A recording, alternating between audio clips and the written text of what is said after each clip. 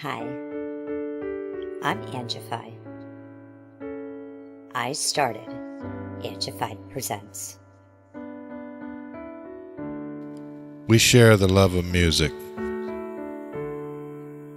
It has been medicine and therapy. Nothing else worked. It has saved many of us. With mental health, we need to open our eyes. Hurt people hurt people. We ask that you listen, comprehend, and relate with your ears. Form that heart of unity and one. We share on this stage. Statistics, feelings, And ourselves. we stand with the belief to be you, to be heard, and to be original. We all may be different, with opinions and beliefs. At the end of the day, we are all brothers and sisters. We are family. We ask that you join us in a magical journey with artists from around the world. Open your minds, let in the love, and listen with your hearts. We all want a better tomorrow. Be one. Communicate and look out for one another. And then, and only then, will you find the world. We will find peace in all the world. You'll find the world. And you will find in this shining world. Heroes among us and every boy and girl. Many have been broken, red hearts turn black. Love will melt the ice and turn it back, and you will find the world. You will find the world. You will find the world. And when you find a place called home, where everyone is free to roam, a whole new world, a better place for our children's futures at stake. And you'll find, with music in your soul, laughter in your hearts, together we can grow a better place, with love in us all. And you will find, together we can save it all. And you will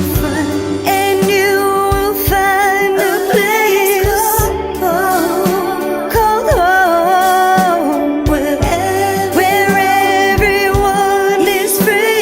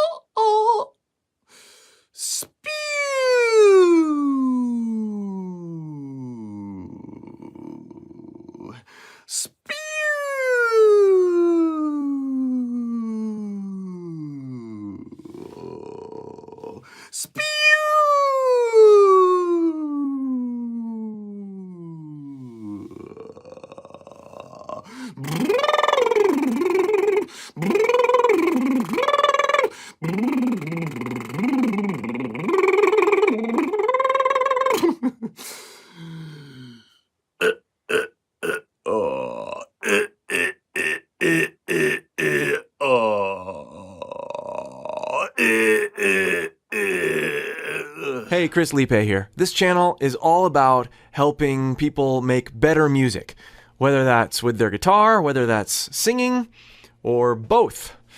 And in this lesson, I'm going to talk about a way that I've been using forever to develop my ear for harmony. Ever since I could strum the guitar, I've been doing this. And I've gotten a fair amount of questions lately. How do I get better at singing harmony vocals? How do I develop that? Well, it's all about developing your ear first.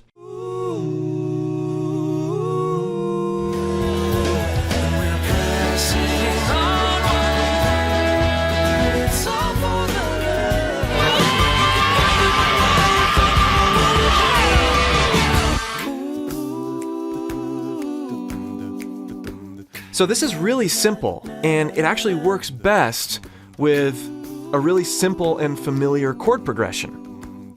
So here's how I do it. Here's the chord progression we're going to be using. G, C, D.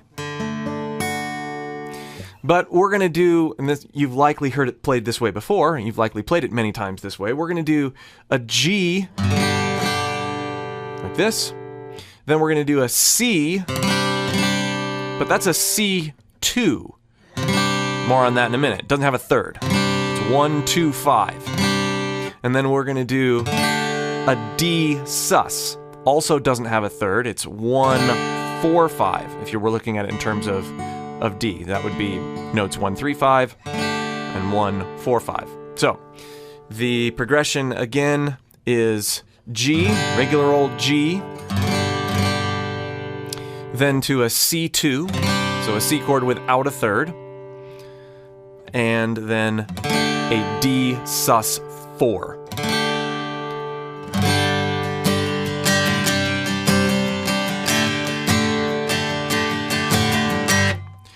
Age-old progression.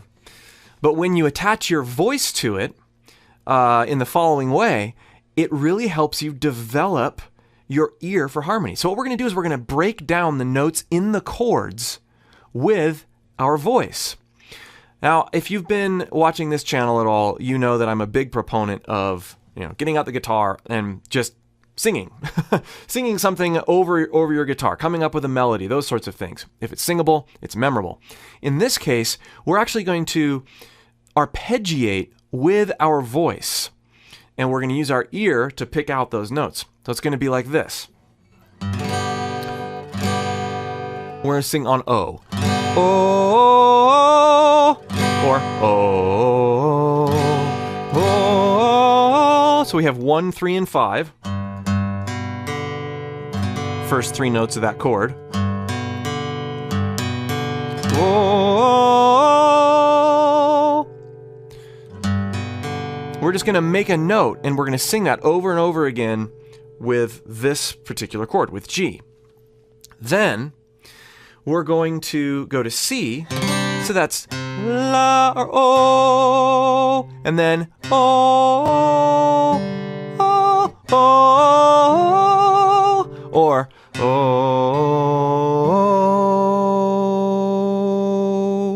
oh. And though I'm saying oh, I'm actually thinking in my mind, oh, 1, 2, 5. That's the 2 of a C chord. Oh, so we have oh, just the G and the C now.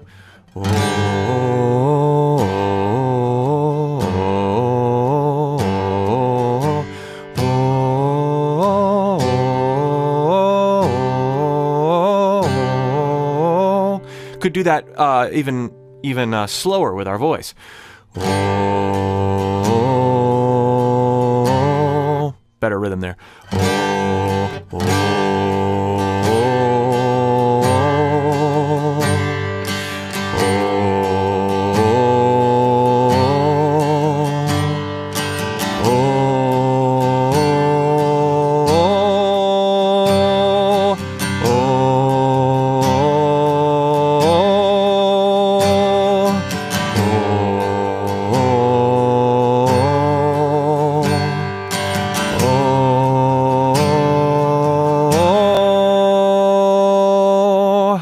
So I'm infusing the notes of the chords, the specific notes. It would be really easy for me with any chord progression to just sing the basic 1, 3, 5. We're intentionally not doing that. And this is what helps you develop an ear for interesting harmony parts, is having a mind for what's going on inside the unique chord progression that you're playing with, and then infusing that into your voice. So let's take a look at D. Oh, not oh, that would be the triad. 1, 3, 5. We're going to go 1, 4, 5. 1, 4, 5. Oh, oh, oh, oh, oh.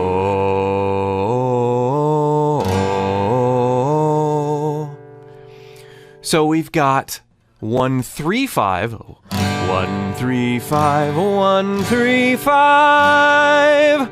Then we've got 1, 2, 5. And sing these wherever is comfortable in your range. If you have to drop down an octave, whatever, that's a great, 1, 2, 5.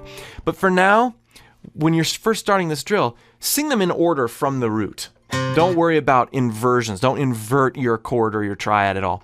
Always sing, even if you're having to drop down an octave, still sing them in order. 1, 2, 5. 1, 3, 5. 1, 2, 5. Then 1, 4, or 1, 4, 5. 1, 4, 5. Oh, 1, 4, 5, 1, 4, 5.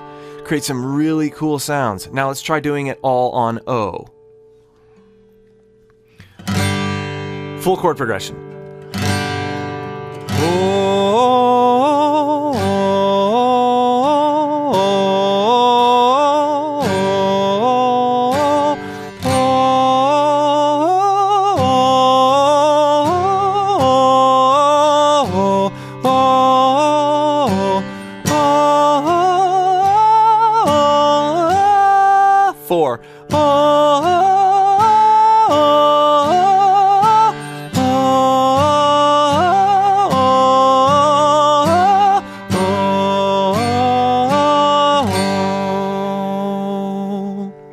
Once you get the notes down, really the best way to truly make this your own is to make it as musical as possible. Turn it into a mini song.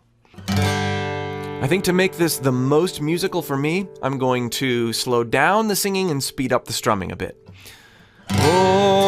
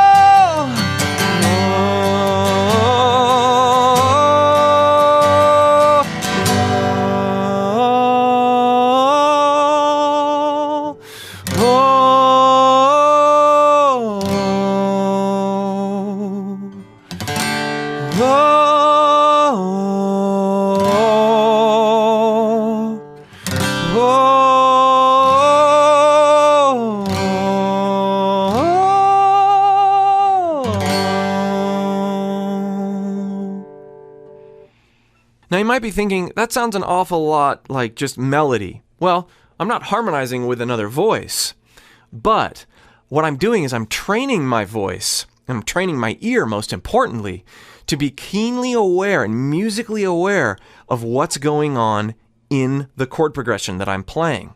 Now, of course, there are lots of notes you could put in when you're harmonizing or when you're developing a melody that aren't in the chord progression, that aren't in the actual chords that you're playing, but that work in the key. That's not really the point of this exercise, though. The point is that a lot of people, myself included for quite a while, didn't really pay that much attention to what the chord progression and what the chords in the progression were actually doing. And so I would miss out on some inspiration when I was developing my harmony parts vocally. So I encourage you to try this for yourself. Start with this chord progression. Choose another chord progression, maybe even with weirder chords, and break those down with your voice. Break those down with your ear and see what you can come up with. If you want to take your singing further, be sure to join my free singing course linked below. And if you want to learn how to record, be sure to join my free recording course, also linked below. We'll see you for more. Tips for practicing singing in your car, because we all know it's one of the best places to practice.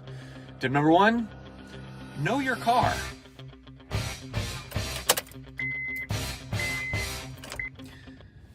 That sound you just heard was a B, a little bit sharp. Ah!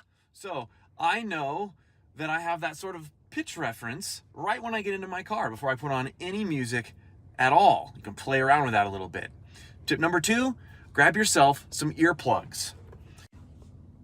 If you're practicing correctly and really cutting loose, you're going to hurt your ears. You want to be free to be belty and do all sorts of fun things with your voice and experiment without hurting your ears in this small space. Wear earplugs. Tip number 3, jam out to some lo-fi. It's instrumental, so you can be free. Hey, Chris Liepe here. In this video, we are working on how to sing aggressively, screaming, shouting, adding distortion to our voice without trashing our voice. So we can come alive! So we can come alive! So we can come alive! So we can come alive! And all of the problems that come about when someone's trying to figure out how to sing in these ways really stem from one issue.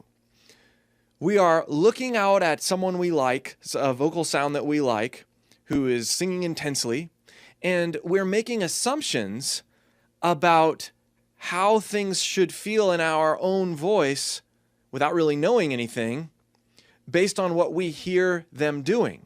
Those assumptions are almost always wrong. So I'm going to completely break down how I figured out how to sing aggressively both with pitch and without pitch. I'm going to give you a step-by-step look into what I've done. So you don't have to make any assumptions. You can try and experiment with each one on your own.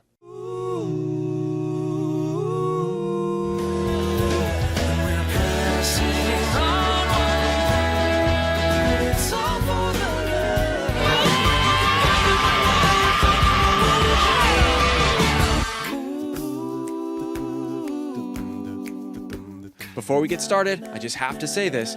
If you don't already have a foundational understanding about how your support muscles are supposed to work with regular old singing, these things are going to be pretty difficult for you.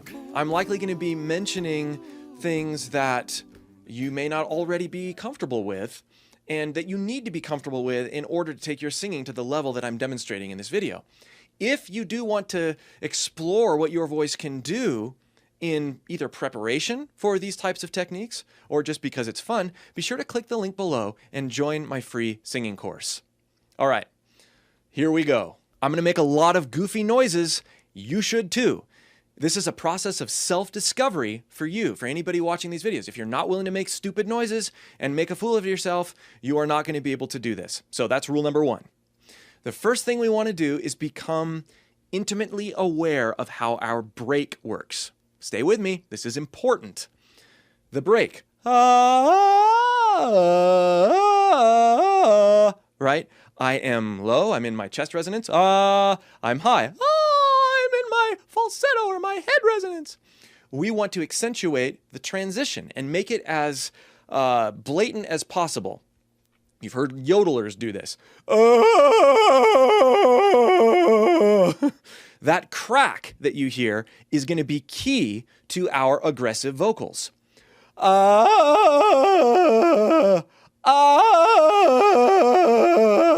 So, just like I'm doing, make some noise. Don't make some pitches, make some noise, and see how drastic you can make that break sound.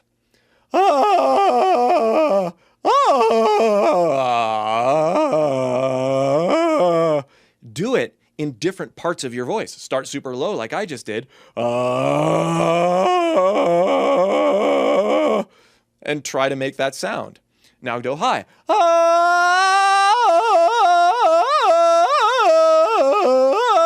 Tarzan, right?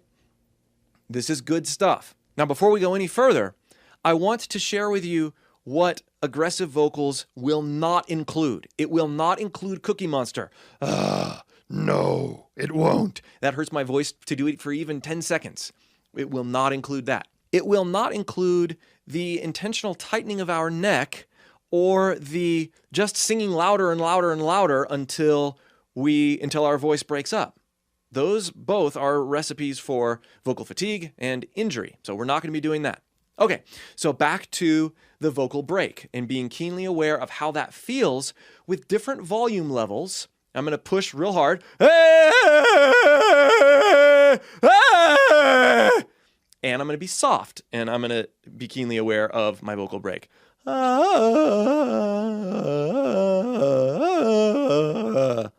Okay? The next thing I want to dive into and experiment with is my vocal fry. And fry, that's vocal fry. You can discover that when you go as low as possible and your voice starts to break up and it starts, it doesn't hurt. You could do this forever. It's actually kind of good for your voice. It's really annoying when you're listening to podcasts and a guy who's delivering the podcast talks in vocal fry for a long time. It can kind of drive you crazy. It's driving me crazy listening to myself. But if you can get to the point where you can talk in vocal fry and even enter a note with vocal fry,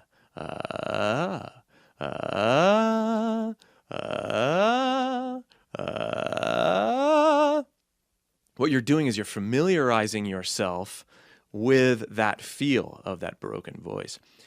Both of these things, that transitional break thing and this fry, they have hints of what it sounds like to really break up your voice, right? So we've got fry, we've got break. Now, you've heard some vocalists do things like this.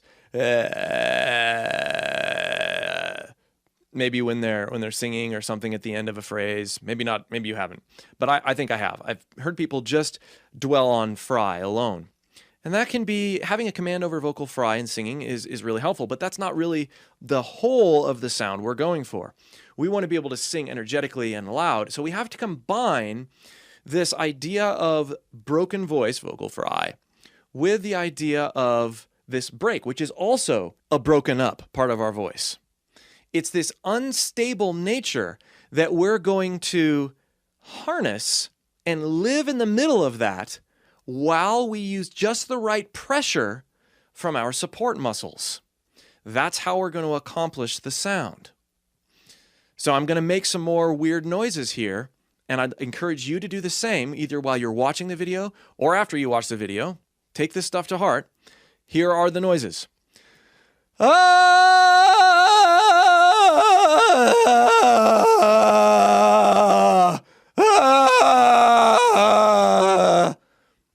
What I'm doing there, notice I'm not in my very lowest area of my voice, but I am joining together this idea of fry. I'm getting to that area where I'm going to break.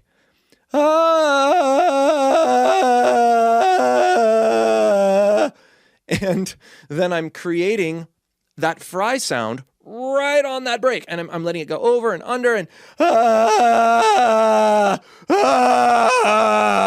you can hear more and more as I start add, once I find that little break point and then add fry to it, but I'm doing it not at the bottom of my range. As I start adding pressure down here, it starts to become more consistently broken up. Ah! There it is, right? I'm not actually singing that loud. Or, well, let's not call that singing yet. Ah! I could do that all day long. That doesn't hurt my voice at all. And you can hear it because I can speak again. If I had really hurt my voice, there'd be this, I'd be out of it. So we're adding just the right pressure as we experiment with the balance between our vocal break going in between these registers, and then that sensation of vocal fry. Vocal fry doesn't just have to happen at the very bottom of your register. It doesn't. Okay, so we're making noises that are starting to resemble that broken up voice.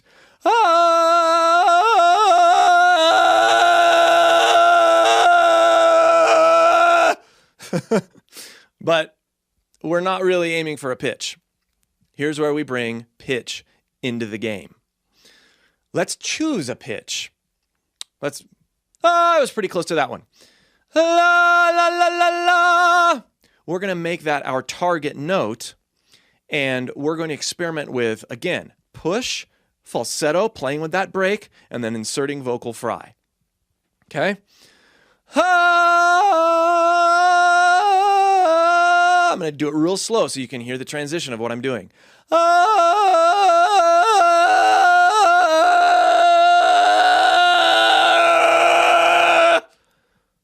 Huh? You're hearing less and less pitch as I push more and more, but you still hear the pitch.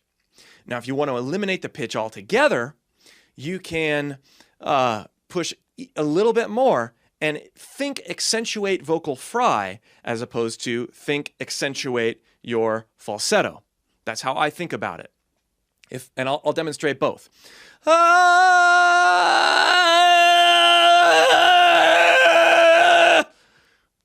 We've gotten rid of a lot of pitch, and you heard the cracking in there as I was dialing in that sound. Now, and when you see me push, also, nothing's really changing here other than my face might be getting red. I am pushing a lot from my support muscles. I'm not just getting louder for the sake of getting louder.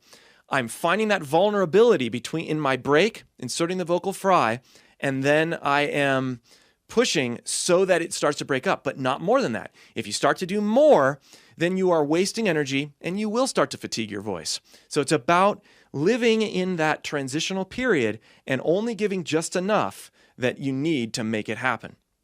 Here's the same thing demonstrated with pitch. Pure note.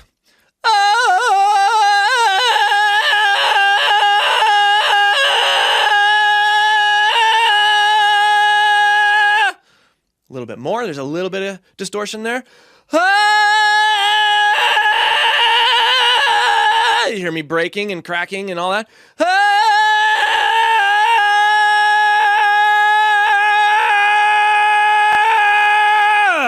Oftentimes, singing aggressively with distortion while pursuing pitch can be more difficult than the no pitch game that we were looking at earlier.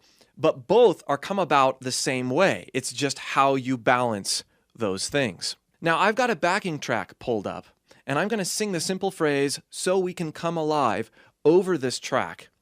And now that you've heard me make these noises and explain how to start getting there, how to start singing aggressively, both with pitch and without pitch, I'm going to sing over this a bunch of different ways with this backing track so that you can hear how it sounds in a bit of context. Keep all the things that we've talked about in mind. As I vary my intensity, as I vary the amount of grit, as I vary the amount of pitch, you're going to have a little bit more of a mind for understanding how those things are happening. It's not Cookie Monster. It's not sheer force. It's strategy, and it's walking that line. It's finding where that break is, milking that break transition, inserting vocal fry, and then pushing just enough to get to remain teetering in that transitional area. so we can come alive. So we can come alive.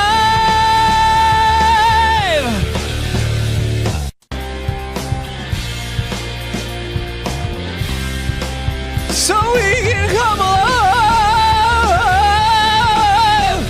So we can come alive. You start to get a sense for, as you hear me crack, you hear little bits that actually sound kind of cool. So we can come alive. So we can come alive.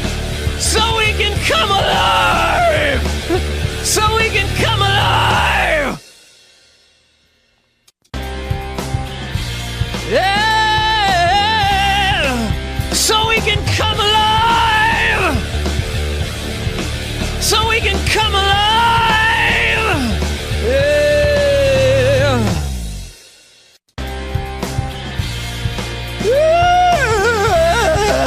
So we can come alive. Yeah. So we can come alive. Yeah. So we can come alive. Yeah. Yeah. So we can come alive. So there I picked which is a C. I was doing A, and I'm doing it all fast, but so we can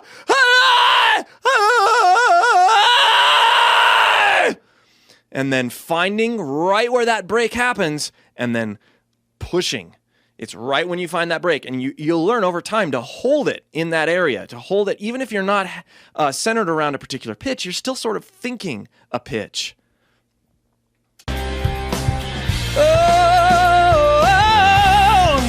So we can come alive! Yeah, so we can come alive!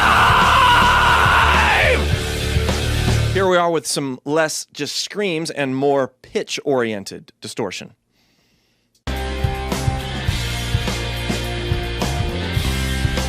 So we can come alive! So we can come alive! So we can come alive!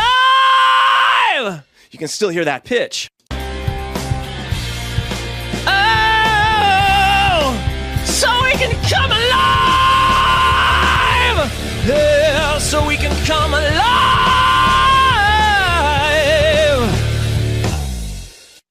Being able to come out of that and then use normal pitches is a great way to sort of ground those sounds. You don't always want to sound all gritty. You want to sound gritty sometimes, and you want to sound smooth other times. Yeah. So we can come alive. Yeah. So we can come alive. So we can come alive.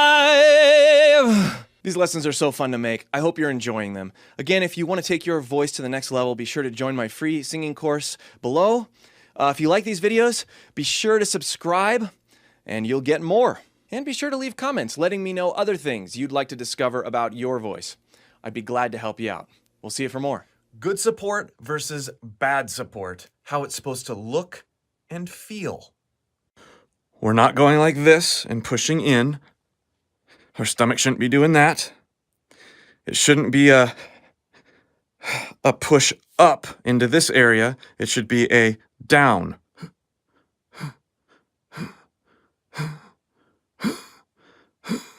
Like that.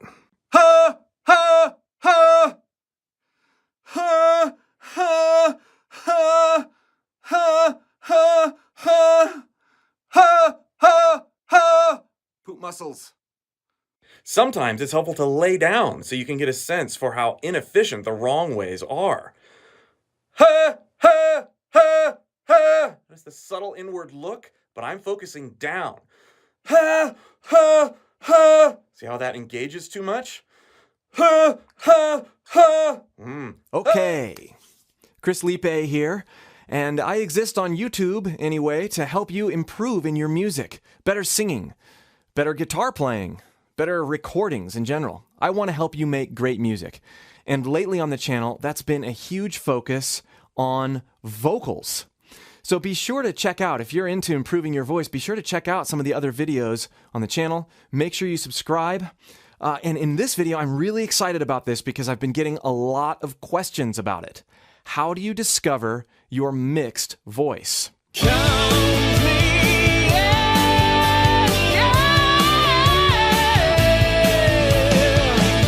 In case you're not familiar with what a mixed voice is, it's neither your chesty voice like I'm talking in, nor your falsetto, as most people call it. It's actually a blend, a mix of both, and it sounds powerful. It increases your range a ton. It helps you with articulation, and it helps you really to last longer and sing better without getting tired. So being able to discover and efficiently use your mixed voice is a prerequisite, I think, to effective and long-lasting singing.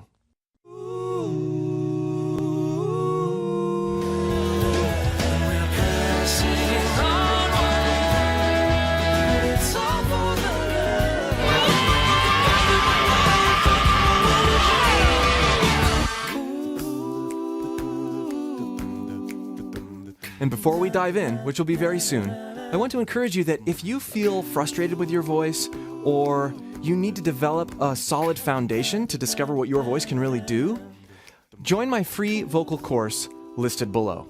Like most of my videos, I'm not going to talk about body parts. I'm not going to talk about vocal anatomy. I'm going to present some sounds to you. Some of those are going to come from my voice. Some of them are going to come in this video from other examples that I've pulled.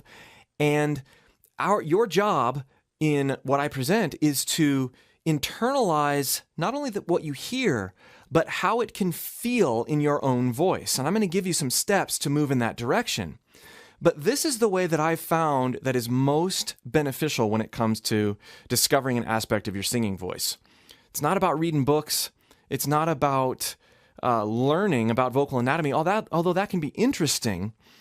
It's about understanding how something sounds, analyzing that sound, and then internalizing the feel of it in your own voice. Even if it doesn't sound exactly like what you're hearing, internalize the feel of it and make it happen. And you'll discover all sorts of cool things about your voice that way. So keep an open mind as I'm making treacherous noises and sharing examples with you. Most people who want to develop a mixed voice are those people wanting to sing higher and realizing they can't do it without this thing that they've heard called the mixed voice.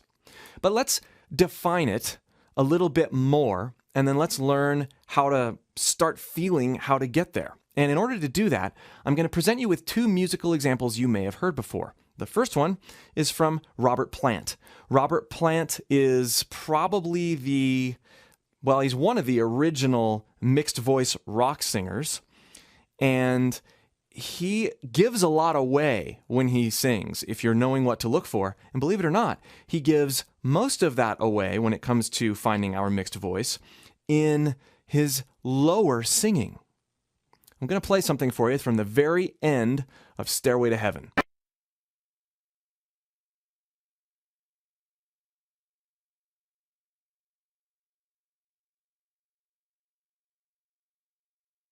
If you've ever heard Robert Plant talk, he doesn't sound like that when he talks at all. He sounds like most men talk. But when he's singing in those notes, and she's buying a stairway to... It doesn't sound like that either. It doesn't sound like this dark, collected sound. It sounds brighter. And Robert Plant, of course, when he sings way higher, you don't really think about it. He just always really high. He howls. Okay. But when he's singing low, he's still doing that. He's developed, and he probably just stumbled upon it.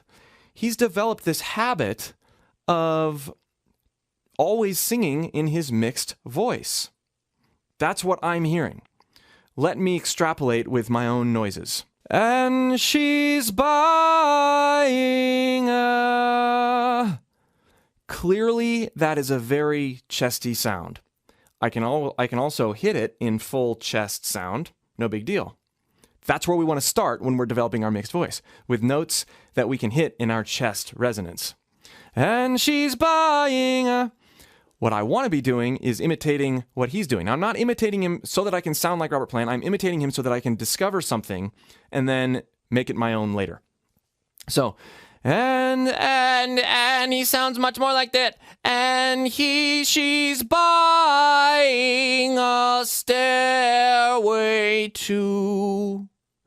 And she's buying a stairway to... That sounds more like what Robert Plant is doing. So how do you get that sound? A lot of people have trouble even discovering that. And she's by... Well, the key is in vocal fry. And I've talked about vocal fry before.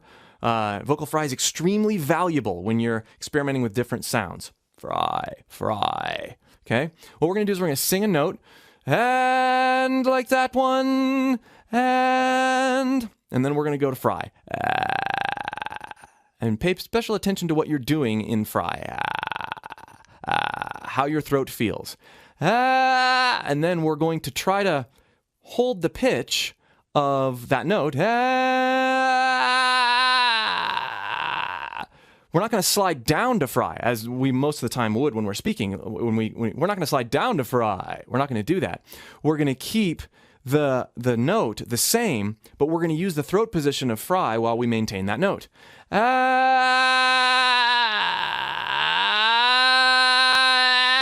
And it does this bright, weird sound. Now, a lot of people stop there because they don't hear most of their favorite singers sounding like that, and then they go, well, that sounds nasal. I don't want to sound nasal. You got to get the nasal, the I don't want to sound nasal thing out of your head. Sound nasal.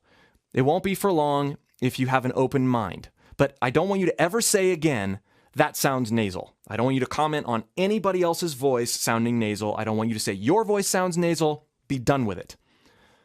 I'm off my high horse now. And now we've got that very, very bright, we'll call it the Robert Plant end of Stairway to Heaven sound because it's not way high.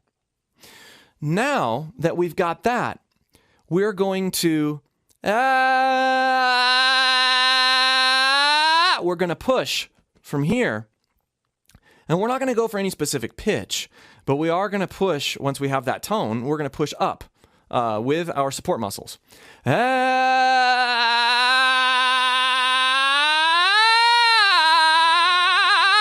You're going to notice, if you've got things positioned correctly, when you start to push up, you don't break. Let me say that again. You don't break. You are mixing your voices. You are eliminating your break.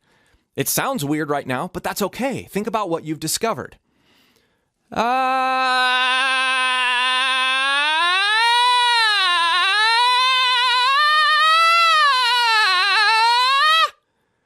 The notes, if you're doing that, if you're able to push up like that, the notes that you're hitting are quite high. And they're notes that you could only otherwise find or hit if you were in your falsetto. Now let me share with you another musical example. This is a very old Soundgarden song off their very first EP, Screaming Life, and the song's called Little Joe. And Cornell, he's much younger. He's singing, or shall I say sort of speaking, in this sort of mixed voice in one of the songs. And you can even hear him crack into a falsetto when he pronounces a certain vowel. And then if you listen to the full song, you can hear him go from this mixed voice-ish thing to what we know as, and come to expect in later Cornell career. You can start to hear that grit that comes from inserting grit into your mixed voice. But we have to understand when we're listening and when we're starting our own journey of mixed voice, like everybody had a journey. When you listen to young Cornell doing this and you compare it with the Robert Plant and then you listen to what I'm doing, the pieces start to fall into place into how we're going to discover and start implementing a mixed voice. So here's that sample.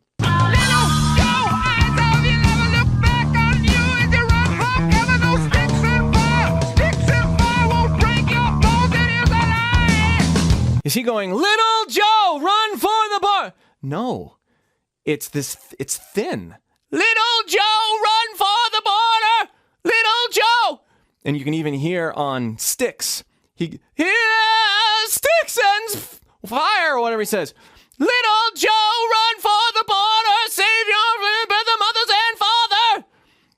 It's this really thin sound, and it's exactly what the Robert Plant thing is, but he's not going for a pitch even. Right here was a huge revelation when I heard this song, that this is where he began. This is how he was playing with his range during that song at this very early EP. And there's so much to be learned from that. Little Joe! Little Joe! Let's get there with the fry. Ah! Ah! It's a higher note. So you might have to start lower. Ah! Ah! There it is. Push. Little Joe, run for the border. Now, as you push, if you've watched my video on how to scream and be aggressive, you can start applying some of what I talked about there, where if you feel yourself starting to break, push even harder and it'll start to break up. Little Joe, run for the border! You'll start to do some of that stuff. Now, the key to true pitch-filled aggressive singing is learning how to manage all of these elements together in a way that gives you the desired sound. But let's not get off topic. Go watch that video for more of the screaming aggressive stuff. Let's go there again. Ah, little Joe, run for the border. Save yourself, save your mother and father. Little Joe. There it is. I've got a backing track pulled up here, and I'm going to use the words "count me in" as my experimental phrase. And I'm going to make some noise, just like I did, but in the context of music. And then I'm going to play around with those words and improvisational melodies with my voice using mixed voice, so you can hear the progression of how to get from pointless noise like we're making in this self-discovery stage to putting it into music.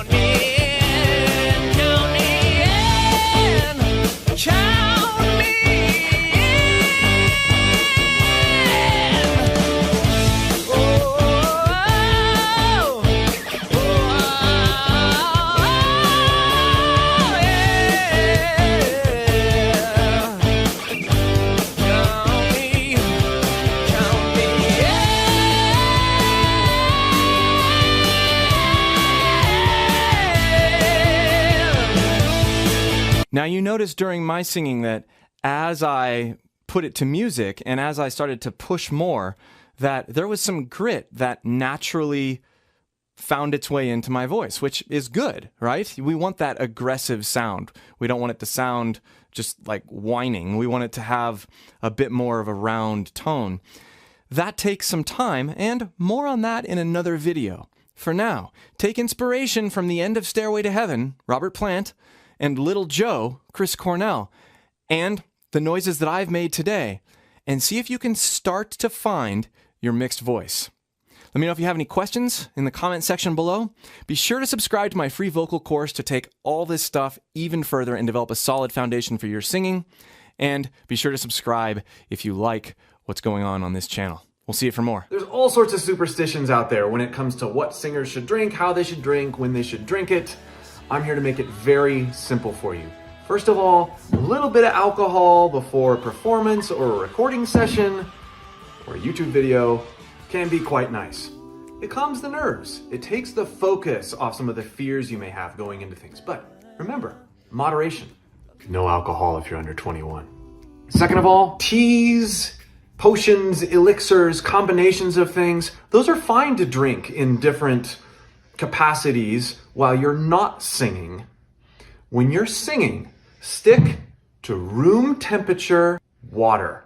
It minimizes the amount of saliva. You're not going to shock your vocal cords with hot tea or sweet or fizzy things. Stick to the good stuff when you're singing. Save the rest of it for outside. Most singers, when going on the quest to find beautiful vibrato, start in the completely wrong place. They go for the big notes. They go for the belts.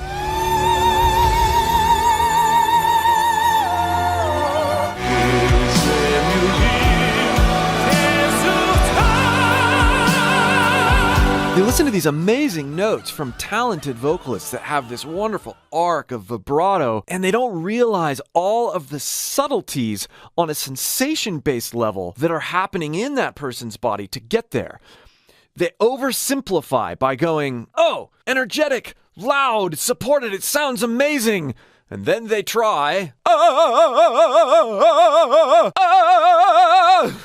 and they start to realize that there's all this tension creeping in, and the sound that they're making is almost impossible to control and make musical. It sounds forced, it sounds tense, it sounds pretend. Not at all the magic and music that they're hearing from their inspirations.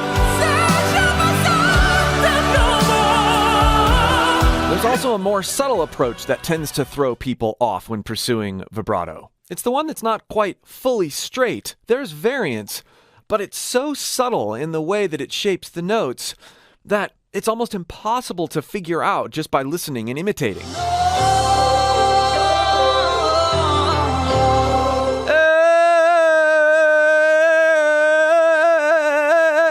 The voice just starts shaking and becomes uneasy in pitch. That's not the vibrato we want either. If you want to find truly musical, expressive, and connected vibrato, you have to start from a different place. Listen to these amazing vocalists release into vibrato. They've all got something in common.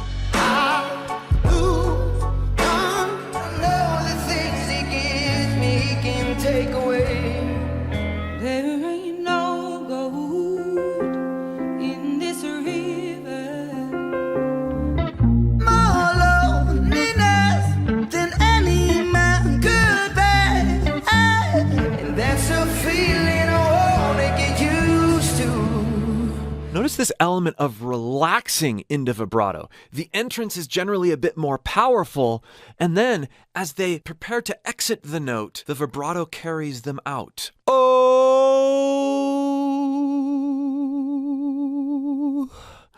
lay. Now you say, that's just a different style of vibrato. I don't want to do this. I want the big, powerful voice with the big, powerful vibrato.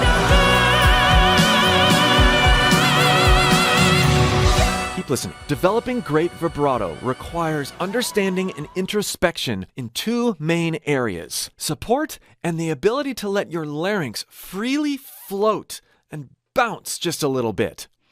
For support, If you need help dialing that in, click the link below in my pinned comment or video description and join my free course. I'll help you with support and a lot of other things as well. For letting your larynx float and bounce, there's a specific way that you can practice this and then combine it with proper support to get both this wonderful release into vibrato that we heard on the later examples and then gradually develop it into those climactic notes with the perfect amount of vibrato we all love.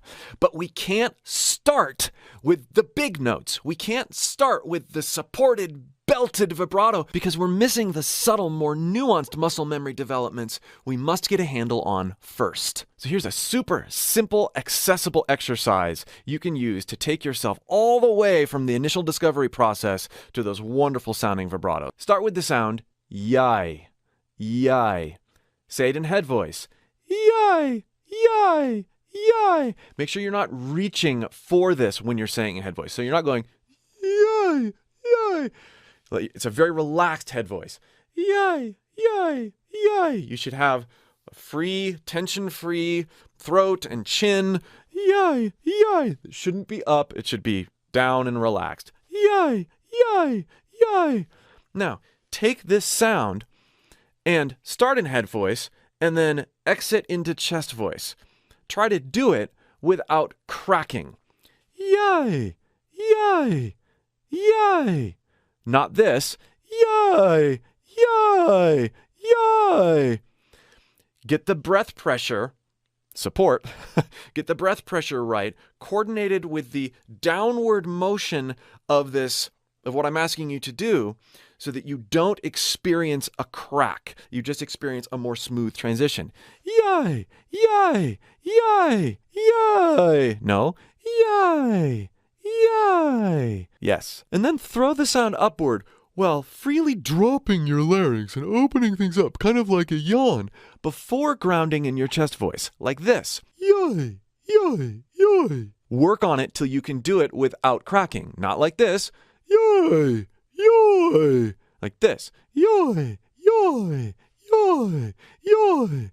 Notice how I'm moderating my breath pressure and I'm letting my larynx bounce a little bit. I'm practicing this bounce. Yay, yay, yay. But it's all done very softly. There's no belting going on here. Yay, yay, yay, yay, yay, yay, yay. Feel how things are moving freely. I'm not fixing anything. Then catch that head voice bounce that's happening as you open your throat multiple times before grounding down into chest voice.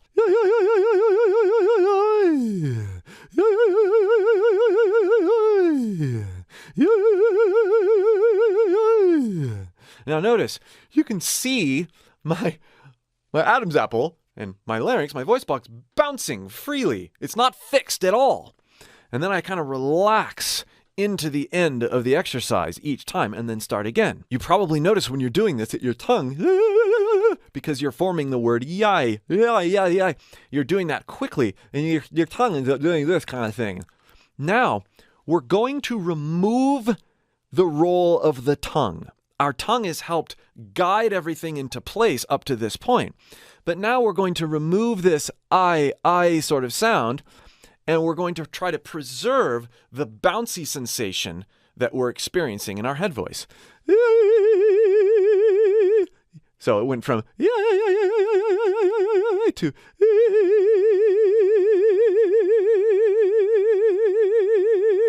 notice I'm still bouncing. Then we ground. We're practicing that throw, right? Yeah, yeah, yeah, yeah, yeah, yeah, yeah.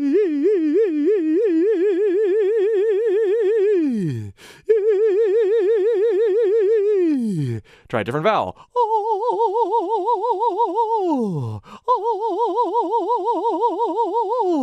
It's this bouncing sensation that is combined with a more direct connection to our support that allows us to go from this sort of bouncy ghost sound to a more connected musical vibrato. Start with a well-supported, comfortable chest voice note on I. Give it some energy, and then practice abandoning into that head voice float, and then trail down and ground in your chest voice. Okay, so it sounds like this. Now notice I cracked when I transferred from the note to the exercise. That's normal when you're dialing this in. Keep going and see if you can connect the note with the exercise. The note, remember, just stays straight.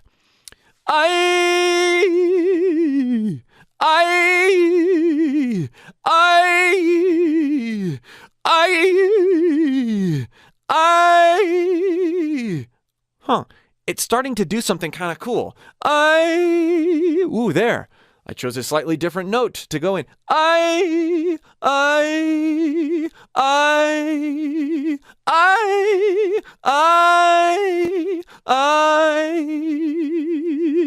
Cool. Now belly laugh over that comfortable chest voice note.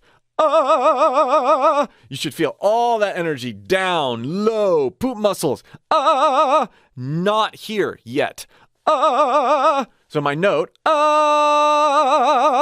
don't worry that you lose pitch. Make it really exaggerated. Just make sure you're feeling it all low and you're not trying to contort or cause any sort of variance in pitch or energy here. Okay, we're separating the sensations.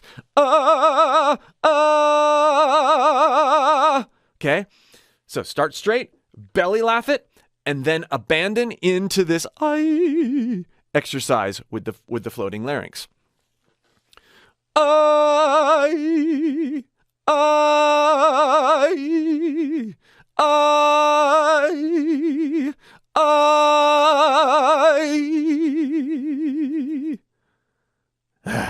So what we're doing by combining all of these nuanced sensations is preventing ourselves from locking into one set of dynamics and one posture, which is how vibrato actually gets trapped. If we can connect to a well-supported note while singing it straight, abandon into a belly laugh, and then abandon into this other exercise we've gotten familiar with from a muscle memory and sensation perspective, we can blend all of these approaches in real time. It's a balancing act that creates the musical things that we hear in wonderful vibratos. And over time, with lots of practice and introspection, you're going to be able to take this low impact head voice larynx float, and you're going to be able to apply that sensation over more powerful chest voice and even mixed voice notes as you learn to balance the sensations.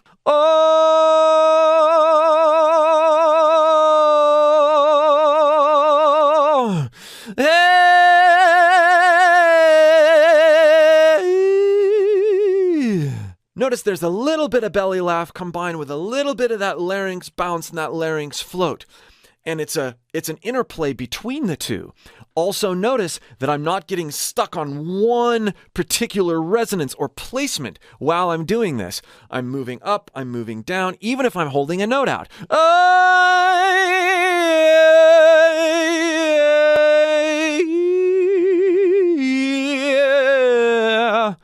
As I practice moving around registers, placement, resonance, and the balance between belly laugh engagement, which is just one component, and float. All these things can work together in various combinations and balances to give you a trained, natural musical vibrato. Again, if you would like more help dialing in these nuances, starting with support, click the link below and join my free course in the pinned comment or video description. We'll see you for more. Belting has more to do with the way the sound vibrates coming out of your face than it does volume. That's a common misconception. This is a belt. Ah! That note is forward. I feel it in the front of my face. I feel it vibrating here. This is not a belt. Ah! Ah! But it's about the same volume. That note is placed further back. I feel it more in the back of my throat, the back of my soft palate, that area. If you want a belt, make sure you feel it. You're directing the sensation of that note towards the front of your face. I